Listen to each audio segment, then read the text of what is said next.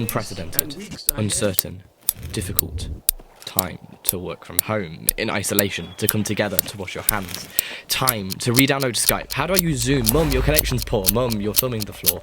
Time to disinfect the door. Time to have enough time to use this time. What's the time? Is that the time? Now this all rhymes. Time to be wrong, to feel the pinch, to be angry, to overthink. Time and no space. Too much space stretching out time. Are these the end times? Flatten the curve, perfect your serve, practice makes perfect, the medical practice is distracted, ill health, ill wealth, look after yourself if you have time, and be thankful if you do. These are times like we've not seen for at least a generation. They have turned some people's lives upside down, put others on hold, and for some who have to keep working, it's just more dangerous than they've ever known. How are you now? Well, I'm still ill, so I might be coughing a little bit, but I'm better than I was. When I first got it, they were like, go home for 7 days, isolate yourself. So I did, and it got worse, and I got really sick. I'm on the other end of it now. It's been over a week now, but it can be longer, so.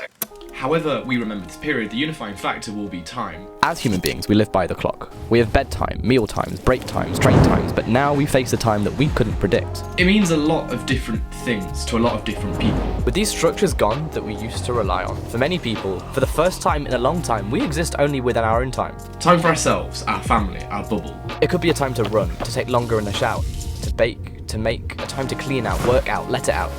Time without the distraction of the outside world forcing us to face what's within. A time to heal, to feel, to stretch those moments of quiet we'd usually have to steal. A time to get involved or a time to escape. For most people, however used, it's going to be a time alone that has been universally and collectively, even connectively, spent. Being in isolation, away from my family, who are higher risk than me, as well as seeing my friends go through this hardship, has meant that my early stages of being in the coronavirus lockdown is kind of characterised by a sense of survivor's guilt. Not being able to physically be there to help is hard, despite the fact that me not physically being there is the help. I've come to realise during this period that there is a very acute limit to what you can physically do. That limit is all that we should expect of ourselves. Time is the one resource that will run out for everyone, and if this pandemic has taught us anything, it's that we should use every moment that we have. Only you know what you're going through, and how you need to get through it. So don't waste your time, and for God's sake, don't let anyone tell you how to use it. This time, like all time, will run out.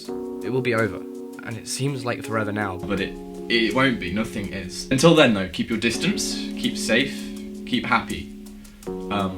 Oh, and wash your hands.